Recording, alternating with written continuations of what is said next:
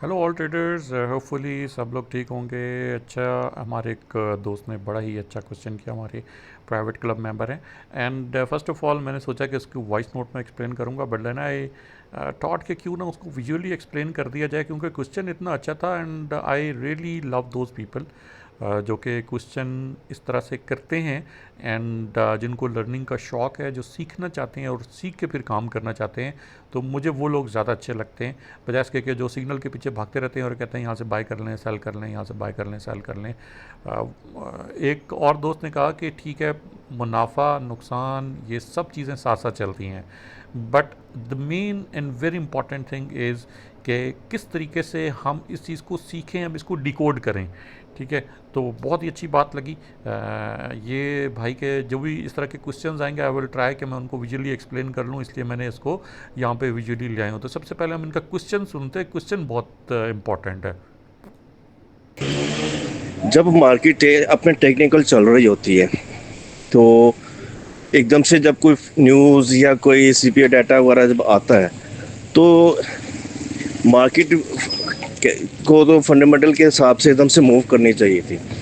लेकिन मैंने दो बार देखा कि वो टेक्निकल ही पॉइंट से ही मूव करती है हुई है। लास्ट टाइम भी आपने ना एक बताया था, जब उस वक्त भी सीपीए का डाटा था कुछ टाइम पहले, तो आपने एक ना पॉइंट बताया था कि इस प्राइस से ना बैक हो जाएगी या अप हो जाएगी, और एग्जैक्ट एग्जैक्ट उसको टच करके वापस हुई। तो आज भी ऐसे ही हुआ। आज भी 332 का जो आपने टारगेट दिया हुआ था वो तो आपने शाम से दिया हुआ था, वो तो बीच में खबर आ गई एकदम से, तो वो उसको एकदम से टच करके फिर दोबारा वापस ऊपर को बूम कर गई। तो मैं ये पूछना चाह रहा था कि आपको कैसे पता चलता है या हमें कैसे पता चल सकता है कि ये एग्जैक्ट इस पॉइंट से रिवर्स हो जानी है, या तो और यहाँ से बूस्ट हो जाएगी या बुलिश हो जाएगी या बेरिश हो जाएगी। यानी कि वो जो पॉइंट आप बताते हैं ना एग्जैक्ट, वो पॉइंट को कैसे निकाला जाता है कि ये पॉइंट आप बिल्कुल उसको टच करके वापस हो जाता अच्छा जी, ये क्वेश्चन इन्होंने पूछा है कि किस तरीके से ये पॉइंट निकाला जाता है और कैसे आप इसको फाइंड आउट करते हैं, किस तरीके से। अच्छा देखें, जो मार्केट है ना, हम इसको फॉर एग्जांपल ये मैंने एक डेली का चार्ट निकाला हुआ है, ठीक है, और डेली बेसिस पे मैं देख रहा हूँ कि प्राइस जो है वो अपने एक कॉन्टीन्यूसली एक हायर हाई साइड पे जा रही है। ठीक है, अगर आप यहाँ पे देखें तो अभी भी जो ये नेक्स्ट एक कैंडल बनी है that is on the higher side. ठीक है, अच्छा अब यहाँ पे अगर आप देखें तो प्राइस एक हायर हाई साइड पे जा रही है। ठीक है, ऑल दो के टेक्निकल में ठीक है, मतलब मैं ये अब एक्सपेक्ट कर रहा हूँ कि प्राइस हो सकता है थोड़ी सी नीचे है, तकरीबन 3349 44, ये एक लेवल है, तकरीबन ये 43 44 का लेवल है। मैं अब यहाँ पे अब मेरी आइज़ हैं, ठीक है, और यहाँ से नाउ आई वांट कि प्राइस जो है ना तकरीबन थोड़ी सी अगर विक मारेगी भी ना, तो उसके बाद फिर ये प्राइस तकरीबन 3374 पे चली जाएगी, फिर 3374 से फिर थोड़ा सा हो सकता है नीचे आके, और ये मैंने अब एक लेवल डिफाइन किया हुआ है कि प्राइस अब इस चैनल को फॉलो करेगी। ठीक है, अच्छा मैं गलत भी हो सकता हूँ, फॉरेक्स में कोई भी बंदा जो है वो एग्जैक्ट बिल्कुल नहीं होता। मुझे ये पता है कि यार ये एक चैनल जो है ना, ये प्राइस ने बनाना स्टार्ट किया हुआ है। ठीक है, ऑर्डर्स लगे हुए हैं। अब ये जो सेंटर वाला है इसको मैं हटा देता हूँ, मैं आपको इसको सिंपली मैं एक्सप्लेन कर देता हूँ कि फॉर एग्ज़ाम्पल ये अब एक चैनल बना हुआ है, इस चैनल के ऊपर प्राइस जो है ना वो मूव कर रही है। ठीक है, ये अब एक चैनल मैंने यहाँ पे डिफाइन कर, ये डेली का टाइम फ्रेम है। ठीक है, अच्छा अब इस चैनल को फॉलो करते हुए प्राइस जा रही है, तो अब इसका नेक्स्ट जो टारगेट है, क्योंकि इसको टच कर लिया इसने, हो सकता है दोबारा भी टच करने के लिए आ सकती है। मैं नहीं कहता 3220 का जो लेवल है इसको दोबारा भी टच करने के लिए आ सकती है। अब इसके अंदर मज़ीद आप देखें कि कहाँ कहाँ प्राइस जो है वो स्टक हुई। मिसाल के तौर पे ये जो डेली है, अगर आप यहाँ पे देखें तो जो ऑर्डर्स हैं ये तकरीबन 3344 या 3345 के अराउंड इस पे यहाँ पे ऑर्डर्स थे जहाँ से प्राइस सेलिंग में आई। इसका मतलब यहाँ के जो ऑर्डर्स हैं इससे ऊपर ऊपर की जो प्राइस है that that is feasible for me. अब ये तो प्राइस थी कल की, जैसे आज मंडी में एक चीज़ का एक भाव मिल रहा है, तो कल हो सकता है कि एक बंदा कहे कि यार मेरे पास तो ये चीज़ इतने की पड़ी है, अब इससे कम में तो मैं नहीं दूंगा। ठीक है, तो 2 दिन पहले वाले जो प्राइसेस हैं उनसे तो कम आप फिर नहीं देंगे, आप कहेंगे यार इससे नीचे तो लॉस होगा, फिर मैं नहीं देता। तो क्या होगा कि अभी ये कल के दिन तो इतनी प्राइस थी, ठीक है, आज के दिन जो है मैं इतनी प्राइस पे कैसे दे दूँ। तो ये एक कुछ सर्टेन लेवल्स होते हैं जो कि हम पिछले कुछ दिनों में देख रहे होते हैं। अब मिसाल के तौर पे ये दिन है, यहाँ पे अगर आप यहाँ पे देखें तो प्राइस तकरीबन ये 3340 के ऊपर है। यहाँ पे अगर आप देखें 3345, वो $1-2 की तो खैर है, 2-3 डॉलर पे इतना वो नहीं होता, मसला नहीं होता। हमने ज़ाहिर इतने बड़ी बड़ी लॉट्स लगाई होती हैं कि हमें 2-3 डॉलर का फ़र्क पड़ता है, लेकिन बहरहाल मार्केट को इससे 2-3 डॉलर से कोई फ़र्क नहीं पड़ता। लेकिन ये अगर आप ये जोन देखें तो ये एक जोन है, ये जिसको आप कह लें, ये ऑर्डर्स के ब्लॉक्स बने हुए हैं यहाँ पे। सेम यही ऑर्डर का ब्लॉक जो है वो यहाँ पर भी हमें मिल रहा है। इसको हम थोड़ा सा एक्सटेंड कर लेते हैं। तो अब ये जो प्राइस है ना, मुझे ये आइडिया है कि ये जो प्राइस है 3345, चूँकि पास्ट डेज़ में प्राइस जो है वो यहाँ पर आके स्टक होती रही है। अगर आप यहाँ पे देखें, प्राइस इधर आई 3345, ऊपर चली गई, 334544 यहाँ से ऊपर चली गई, फिर जब नीचे आ गई प्राइस, अब जो यहाँ पे बाय करने वाले हैं वो बाय कर रहे हैं, लेकिन जो सेल करने वाले हैं ना वो यहाँ पे 334445 पे सेलिंग कर रहे हैं। वो कह रहे हैं ठीक है भाई, इतना भी मिलता है तो दे दो दे दो। ठीक है, बाय करने वाले भी कह रहे हैं चलो यार ठीक है, इतनी भी बाइंग कर लें, खैर है, कोई इशू नहीं है। ठीक है, इससे ऊपर नहीं बाय कर रहे। इसका मतलब ये कि ऊपर बाय क्यों नहीं कर रहे, उनको लग रहा है कि प्राइस जो है इससे ज़्यादा नहीं है इस वक्त। ठीक है, और यहाँ पे देखें प्राइसेस जो हैं they went all the way down. अब ये जो एक सर्टन लेवल है ना, इस लेवल पे अब प्राइसेस आके स्टक हो गए हैं। अब हम आ जाते हैं फंडामेंटल न्यूज़ के ऊपर कि फंडामेंटल न्यूज़ आती है तो प्राइसेस जो हैं वो एकदम से स्टक करके वहीं पर ही क्यों रुक जाती हैं। देखें, ये ऑर्डर ब्लॉक्स हैं, ये मैग्नेट की तरह काम करते हैं। ये ऑर्डर ब्लॉक्स के ऊपर प्राइसेस ने आना होता है। ठीक है, अब हम यहाँ पे अगर बात करें, यहाँ पे इस और इन ऑर्डर ब्लॉक्स की अगर हम बात करें, ये जो यहाँ पर हमें मिले हुए तकरीबन 336264, ये जो लेवल मिला हुआ है हमें, ठीक है, हम इसको तकरीबन पूरा एक जोन बना लेते हैं तकरीबन 3376 तक का। 76 मैं नहीं कहूँगा, इसको कम करें क्योंकि ये तो उस दिन पॉल की न्यूज़ की वजह से है, तकरीबन 7374 तक का। अब ये विक्स बनी हुई है। विक्स मीन्स के प्राइस इधर ठहरी नहीं है, स्टेबल नहीं हुई। यहाँ पे बाइंग या सेलर यहाँ पे इस वक्त मौजूद नहीं है। विक क्या होती है कि यहाँ पे इस वक्त बायर या सेलर इस वक्त अवेलेबल नहीं है।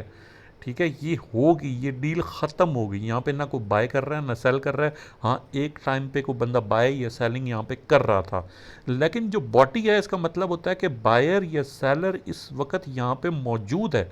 इस वक्त कोई बाइंग या सेलिंग इस लेवल पे करना चाह रहा है। ठीक है, तो अब हम इसको इसलिए यहाँ पे अंदाज़ा लगाते हैं कि प्राइस यहाँ पर आएगी क्योंकि यहाँ पे लोग अवेलेबल होते हैं इस प्राइस पे बाय करने के लिए। ठीक है, और अगर कोई न्यूज़ आती है, अगर फॉर एग्जांपल बाइंग की न्यूज़ आती है कि भाई ठीक है गोल्ड को बाय जाना चाहिए, तो स्मार्ट मनी कभी भी हायर प्राइस पे बाय नहीं करेगी।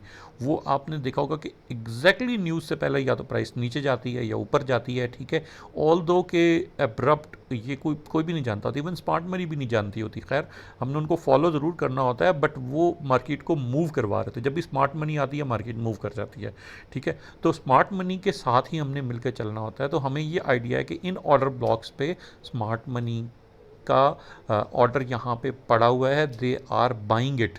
ठीक है, और यहाँ पे जब वो बाइंग के ऑर्डर्स उनके हम यहाँ पे देख लेते हैं with volume and with bank orders हम यहाँ पे जब देख लेते हैं, ठीक है, तो उसके बाद फिर हम उस लेवल को डिफ़ाइन कर देते हैं कि अच्छा ठीक है जी, यहाँ से आप बाय कर लें। ये ऑर्डर किस तरीके से डिफ़ाइन किया जाता है ये भी मैंने आपको बता दिया। आपको ये लाइंस तकरीबन यहाँ पे पीछे आप देख लें, डेली की कैंडल्स हैं, आप पीछे आप यहाँ पे देख लें, इसी लेवल के ऊपर ये देख रहे हैं बाइंग, यहाँ पे बाइंग हुई, यहाँ से ये देख रहे हैं ये 33-34 का एरिया, नीचे आ गई प्राइस। ठीक है, यहाँ पे ऊपर गई। ठीक है, एक दफ़ा बायर्स एंड सेलर्स किसी न्यूज़ की वजह से ये क्लोजर मिला, बट ये जो जोन है, ये वाले ऑर्डर ब्लॉक्स, इन्होंने इसको पुश किया प्राइस को नीचे की तरफ, और देखें प्राइसेस फिर नीचे चली गई। ठीक है, यहाँ से फिर प्राइसेस ऊपर की तरफ आई। ये एक लेवल था 330 का।